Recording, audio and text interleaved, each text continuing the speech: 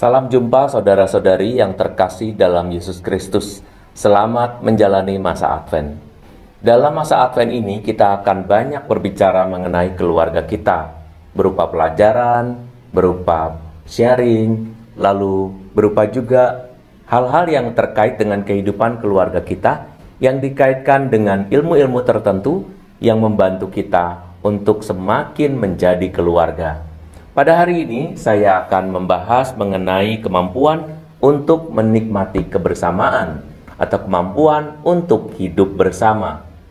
Apakah orang sebetulnya sungguh-sungguh membutuhkan hidup bersama? Atau apakah sebetulnya kebersamaan itu suatu kebutuhan mutlak bagi setiap manusia sesudah dilahirkan?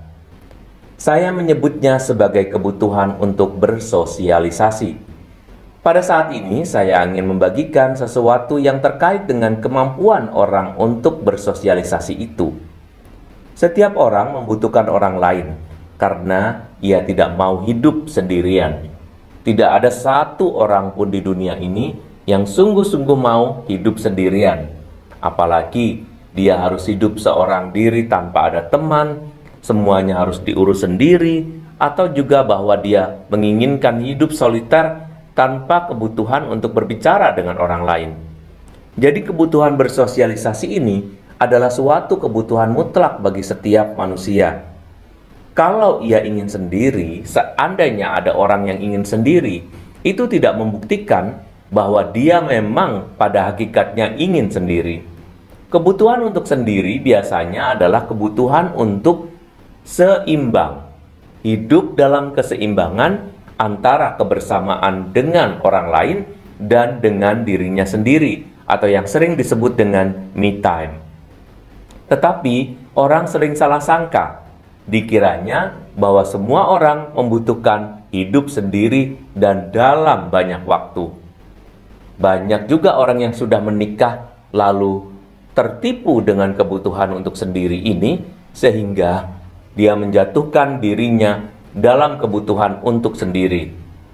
Kebutuhan untuk sendiri atau disebut me time bukan sesuatu kebutuhan yang mutlak bagi setiap orang. Bahkan orang-orang di daerah-daerah tradisional pun tidak pernah sungguh-sungguh sendiri kecuali dia sedang bekerja. Kebutuhan untuk sendiri biasanya adalah untuk menjadikan dirinya melihat diri sendiri, berintrospeksi, dan lain sebagainya. Tetapi kebutuhan untuk hidup bersama atau kebutuhan bersama, kebersamaan dengan orang lain itu adalah sesuatu yang mutlak. Jangan tertipu dengan keinginan untuk hidup sendiri, karena kadang-kadang setelah kita memisahkan diri dari orang-orang yang seharus dan selayaknya kita tinggal bersama, lalu kita mencari orang lain yang menjadikan diri kita lalu entah berselingkuh, entah salah memilih teman, entah juga kita melakukan penyelewengan-penyelewengan yang sangat bertentangan dengan dasar-dasar kehidupan berkeluarga. Kebutuhan akan orang lain ini begitu mendesak, sehingga setiap orang akan mencari orang lain untuk bersosialisasi. Jadi Anda jangan pernah mengira para istri bahwa bapak-bapak itu sungguh-sungguh mau sendiri, bahwa bapak-bapak itu sungguh-sungguh dalam waktu lama bisa hidup sendiri dan tanpa Anda. Itu artinya ada substitusi atau pengganti dari apa yang telah mereka peroleh selama masa sendiri. Jadi Anda harus sungguh-sungguh meyakinkan bahwa kehadiran Anda itu sangat dibutuhkan. Sebetulnya apa itu sosialisasi? Sosialisasi adalah hadir di tempat yang sama. Jadi kalau kita hadir aja nih, hadir di tempat yang sama, kita sering menyebut setor muka. Nah, kehadiran orang dalam kebersamaan ini sangat diperlukan, karena ternyata berbeda dengan ada atau tidak ada seseorang. Kadang-kadang kita tidak ingin berkata-kata, tetapi itu tidak berarti kita tidak ingin bersosialisasi.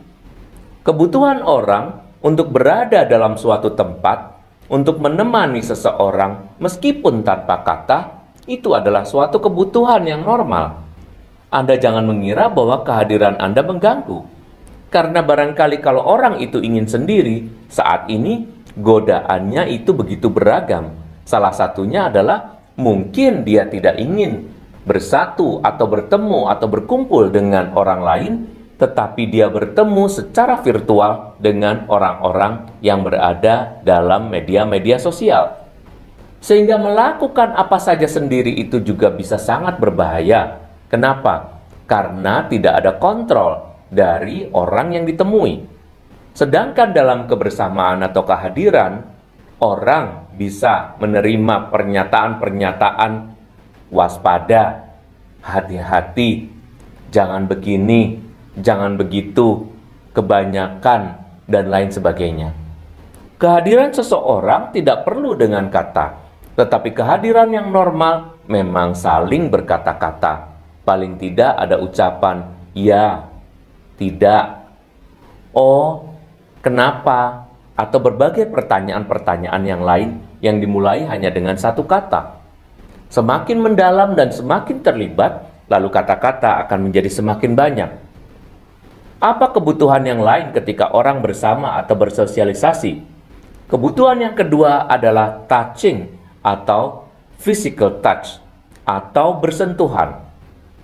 Ketika orang bertemu di luar masa PSBB seperti sekarang ini, tentu saja dia harus paling tidak mengulurkan tangan untuk shaking hand atau berjabat tangan. Kita menyebutnya berjabat tangan, tapi sebetulnya dalam ilmu yang benar adalah shaking.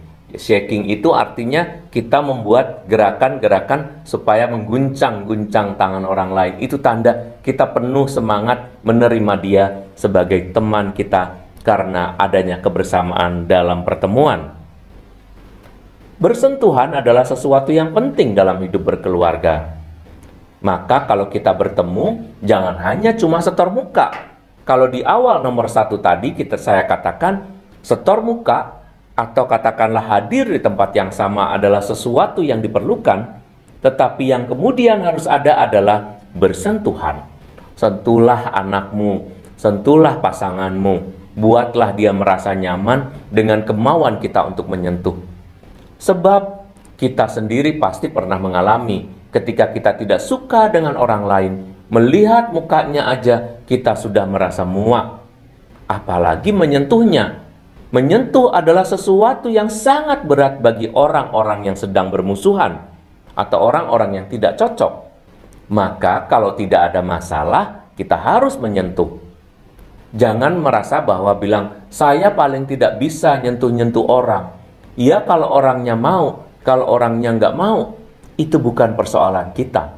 Persoalan kita adalah bagaimana kita mengungkapkan cinta kasih kita melalui sentuhan.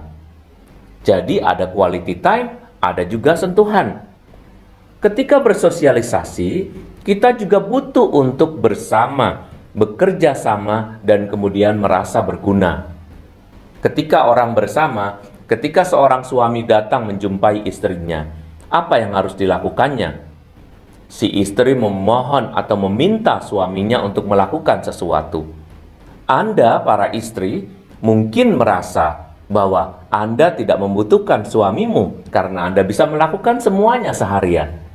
Tetapi ketika suami datang, kalau dia tidak sangat lelah, Anda hanya ingin meminta, misalnya, mau nggak ambilin minum? Mau nggak kamu peluk aku? Mau nggak kamu pegang tangan aku? Mau nggak kita duduk bersama? Kemauan-kemauan kita yang kita ungkapkan untuk membutuhkan orang lain, itu adalah kemauan yang baik. Kadang-kadang kehendak kita mau minta tolong. Kehendak kita adalah mau supaya orang yang kita kasihi itu bersama-sama dengan kita, tetapi tidak kita ungkapkan karena kita merasa gengsi, maka hal itu melewatkan kebutuhan orang lain, yaitu pasangan kita, untuk merasa dibutuhkan. Jangan seperti orang yang maha perkasa, sehingga kita tidak membutuhkan orang lain. Karena sementara kita membutuhkan orang lain pun merasa berguna. Yang lain adalah ketika kita mengobrol dan berbagi informasi. Saudara-saudari, perjumpaan atau sosialisasi antara orang yang satu dengan orang yang lain itu diwarnai dengan obrolan, pembicaraan. Pembicaraan mutunya, dan juga konten yang sedang dibicarakan mempengaruhi kedekatan. Contohnya, kalau kita hanya bertegur sapa, "Hai, halo, gimana kabarnya?" Hal itu barulah formalitas. Itu yang kita sebut sebagai basa-basi. Apakah saya berbasa-basi atau apakah saya sedang melakukan formalitas dengan anggota keluarga saya? Itu tergantung dari materi Anda. Kalau kemudian di langkah kedua Anda mulai membagikan informasi, itu artinya Anda membutuhkannya, atau Anda paling tidak membutuhkannya untuk mendengar bahwa ada informasi tertentu. Ingat, ada kebutuhan dari setiap orang untuk merasa bahwa saya adalah orang pertama yang mendengarkan informasi dan mengetahui informasi. Sehingga beberapa orang dikatakan mudah sekali bergosip. Sebetulnya gosip itu didasari pada keinginan orang untuk didengarkan dan keinginan orang untuk merasa bahwa dia tahu segalanya. Tetapi karena tidak diterima oleh orang terdekat, maka gosip yang seharusnya bisa dibicarakan antara pasangan suami istri atau suami istri bapak ibu dengan anak-anaknya dibicarakan ke khalayak luas sehingga menjadi gosip umum yang sangat membahayakan. Tetapi seandainya semua hal yang diterima dan diketahui kemudian dibagikan kepada orang terdekat, barangkali itu tidak akan menjadi gosip. Ini hanya membagi informasi. Tetapi saya katakan, membagi informasi itu barulah tahap kedua. Ini belum lagi menjadi tahap privasi, belum lagi menjadi tahap kedekatan antara saya dengan orang yang saya sayangi dengan sekeluarga saya. Jadi apa yang keluarga kita butuhkan adalah berbagi perasaan atau sharing perasaan. Sebab perasaan itu sangat pribadi, perasaan itu sangat personal, perasaan itu tidak ingin kita beritahukan kepada orang banyak. Ya kan? Seperti saya sekarang ini, mungkin Anda melihat saya bersemangat dalam membagikan, tetapi apa yang Anda tahu dalam hati saya, Anda tidak tahu. Apa yang sedang saya alami, Anda tidak tahu. Dan tidak mungkin saya memberitahukan itu. Tetapi ketika saya ketemu dengan orang-orang, misalnya teman-teman yang sudah setiap saat bertemu dengan saya lalu membagikan perasaan saya. Itulah saat bahwa saya merasa dekat dengan orang itu. Tidak perlu publik merasa tahu. Itulah sosialisasi yang diperlukan ketika kita berbagi perasaan. Dan di situ saya merasa dekat. Yang lain lagi adalah bahwa saya mau berbicara dari hati ke hati. Artinya, saya mau berbagi perasaan, tetapi sekarang ini saya juga ingin mendengar perasaanmu. Ada orang yang berbagi perasaan, dan biasanya pembagi perasaan ini adalah kaum perempuan, atau kaum ibu, atau istri. Kaum istri setelah berbagi begitu dia lalu bertanya, "Kamu gimana kabarnya? Kamu di kantor ada apa?" Lalu jawaban suami biasanya, "Biasa aja, nggak ada apa-apa, nggak ada yang aneh, nggak ada yang luar biasa." Dan itu menjengkelkan. Si istri merasa sudah berbuka-bukaan, tapi kemudian si suami malah kayak bertutup-tutupan. "Masa sih seharian nggak ada apa-apa? Memang nggak ada apa-apa kok, biasa-biasa aja. Kamu aku ceritain apa? Jualannya laku.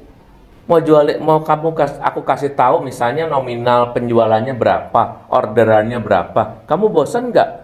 Lah, kamu barusan ngomong itu aja aku udah seneng loh. Oh, ternyata kamu tuh pengennya hal-hal yang remeh ya, hal-hal yang biasa.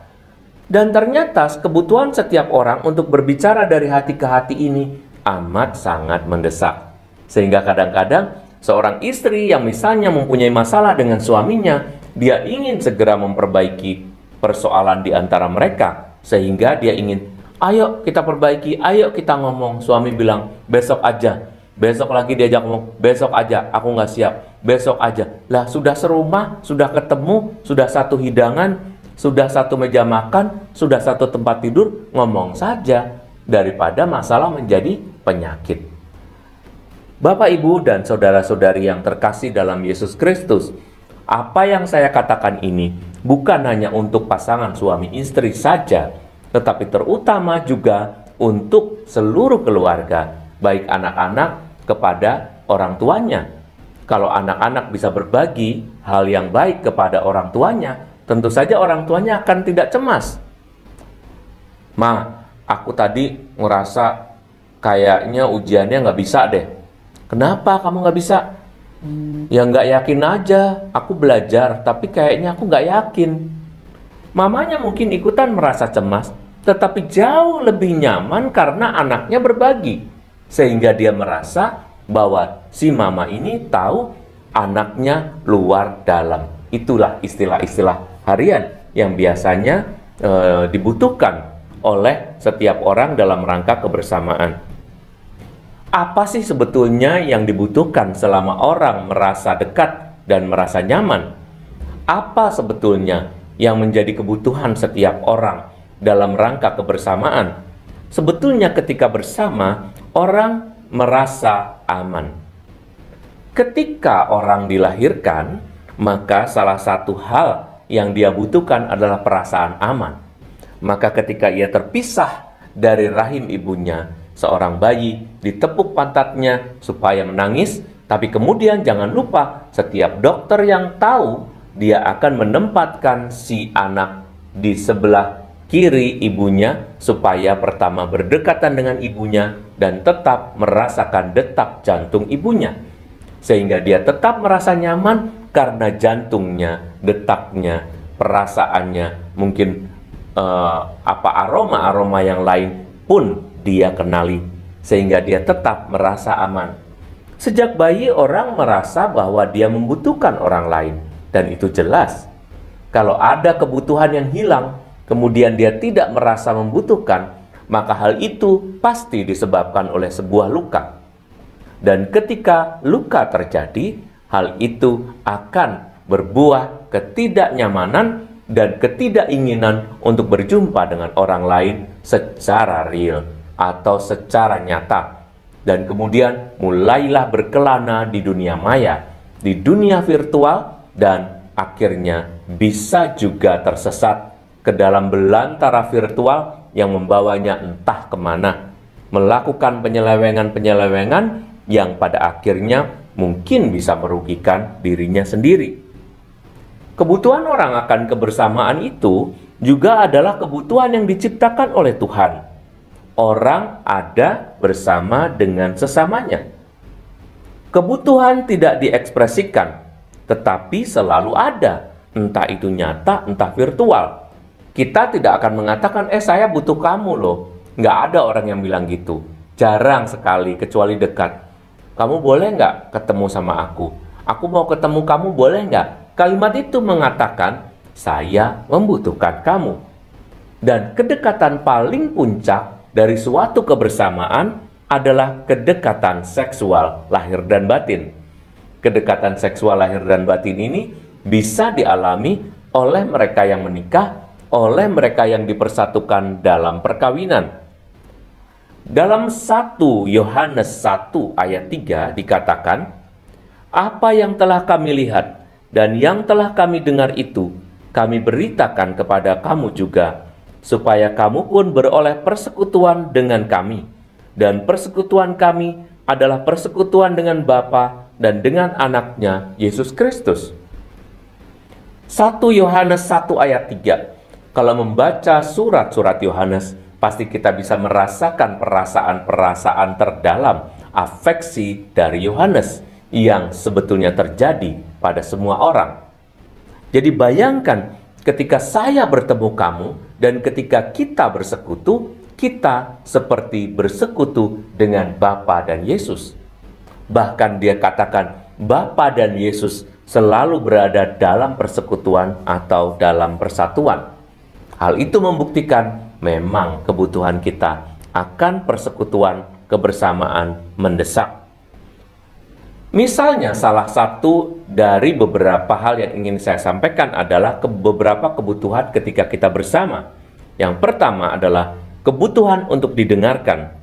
Setiap orang membutuhkan ekspresi atas perasaannya, karenanya dia ingin didengarkan. Kita membutuhkan perasaan dimengerti dan diterima melalui didengarkan. Ketika orang mau mendengarkan kita, berarti dia meluangkan waktu untuk kita, maka kita akan merasa diterima, diberi tempat, dihargai. Ketika didengarkan, orang merasa terhubung, orang merasa berelasi, dan tidak merasa sendiri. Jadi, mendengarkan itu penting. Kalau ada pasangan kita atau anak-anak kita yang sedang misalnya sekarang ini pengen didengarkan oleh kita, kita beri waktu. Lebih baik memberi waktu 10-15 menit tanpa ada HP, tanpa ada telepon, tanpa ada pekerjaan lain. Itu lebih efektif untuk membangun kebersamaan daripada 1 jam Anda terus bersama-sama lalu distracted, terbagi fokusnya dengan banyak hal lain. Kebutuhan akan didengarkan ini sangat mendesak sehingga orang tidak merasa disendirikan atau disingkirkan. Yang kedua, ketika orang bersama, adanya kebutuhan untuk menolong. Anda mengira kan bahwa kalau orang bersama itu ingin apa? Kita nggak tahu. Sebetulnya 1 didengarkan, 2 juga kebutuhan untuk menolong. Semua manusia ingin potensially atau secara potensial dia ingin merasa berguna. Setiap orang perlu merasa berguna. Dan kebergunaan membuat orang berharga diperlukan dan purpose of life-nya tercapai. Atau tujuan hidupnya bisa tercapai melalui dia bisa menyampaikan sesuatu. Misalnya kebergunaan itu adalah tadi, saya menyampaikan sesuatu, tadi tahu nggak, di jalanan itu macetnya gila-gilaan. Macetnya sampai tuh kali lama banget, sampai lampu merah itu berapa kali tuh, aduh aku kali dapat kali ada 5 kali lampu merah. Anda tahu apa yang Anda perlukan? Lampu merah berkedap-kedip selama 5 kali itu apa yang Anda perlukan? Tidak ada. Anda juga nggak lewat sana. Tetapi kenapa orang ini ingin banget menyampaikan informasi itu kepada Anda? Anda mungkin mengira bahwa dia cuma buang-buang sampah. Tetapi sebetulnya ketika dia menyampaikan itu, sadar atau tidak sadar, dia butuh merasa berguna. Kenapa? Karena dia memberitahukan informasi tertentu. Bayangkan kalau kemudian orang ingin merasa berguna dalam koneksi dengan WhatsApp misalnya. Menggunakan WhatsApp kemudian membuat orang berbagi. Sambil duduk dia berbagi. Berbagilah adanya bom di sini, adanya pembunuhan di sana, adanya kabar seseorang melakukan tindakan bunuh diri, adanya tindakan kenaikan harga sayur mayur, adanya cara pengobatan, dan lain sebagainya yang kadang-kadang memuakkan kita melihat itu. Tetapi kenapa itu terjadi? Dan itu tidak terjadi pada orang-orang yang sibuk. Karena dia sibuk dan sudah merasa berguna. Sedangkan yang lain, yang diam, dia tidak mempunyai pekerjaan lain kecuali berbagi informasi. Seandainya dalam setiap keluarga dia bisa didengarkan, maka dia juga bisa diberi kesempatan untuk menolong, dia akan merasa berguna. Menolong itu berarti saya terlibat. Menolong itu berarti saya merasa diterima dan ada kebersatuan di antara kita, Tuhan di antara kita. Matius 22 ayat 39 sampai 40 mengatakan, hukum yang kedua yang sama dengan itu ialah, kasihilah sesamamu manusia seperti dirimu sendiri. Pada kedua hukum inilah tergantung seluruh hukum Taurat dan kitab para nabi. Terakhir adalah soal ngobrol. Waduh, kalau soal ngobrol ini udah ya, kebutuhan orang untuk berbicara. Dengan orang terdekat biasanya kita ngobrol. Dengan orang yang tidak kenal kita nggak boleh ngobrol. Bahkan dikatakan, jangan ngobrol sama dia, hati-hati, nanti kamu bisa kena pelet, hati-hati, kamu bisa kena hipnoterapi. Hipnoterapi, hipnotis. Kamu bisa kena ini, bisa kena itu dengan ngobrol. Maka orang lebih memilih pura-pura HP-an, apalagi kalau orangnya mengerikan nih. Saya nggak mau ngobrol sama dia, saya pura-pura HP-an, saya menjauh. Tetapi sebaliknya, kalau orang merasa dekat, dia akan segera ngobrol. Kalau orang merasa aman, maka dia akan ngobrol dengan orang itu. Ibu-ibu kadang-kadang bosen dengan anaknya ketika diajakin ngobrol. Udah, kamu belajar aja. Ngapain sih ngobrol terus? Ma, aku mau ngomong. Iya, ntar ngomongnya ntar. Mama lagi sibuk. Dan ntar aja. Ngapain kamu ngomong? Suami atau istri mau ngomong dengan suaminya. Lalu bilang, kamu ngapain sih ngobrol? Nggak capek? Kamu seharian udah ngobrol sama anak. Aku juga udah dengerin orang. Sekarang udah nggak usah ngobrol dulu. Ntar aja kalau mau tidur. Pas mau tidur, dia tidur duluan. Ketika istrinya mau ngobrol, ngantuk banget, besok aja bisa nggak? Terus menerus akan dikatakan kayak gitu. Lalu ngobrol tidak pernah terjadi. Bertukar informasi dan tadi saya bilang sampai ke perasaan tidak terjadi. Padahal ngobrol itu mendekatkan. Mazmur 133 ayat 1 mengatakan, sungguh alangkah baiknya dan indahnya apabila saudara-saudara diam bersama dengan rukun. Ingat bahwa kita harus berbicara, kita harus bertemu dengan membawa lahir dan batin kita. Kita harus bertemu dengan perasaan kita. Karena perasaan adalah perasaan yang terdalam, adalah bagian yang terdalam dari hidup kita yang ingin kita bagikan. Amsal 17 ayat 7 menutup pertemuan kita pada saat ini. Seorang sahabat menaruh kasih setiap waktu dan menjadi seorang saudara dalam kesukaran. Saudara-saudari, jangan anggap remeh ketidakbersamaan akan berbuah suatu keburukan.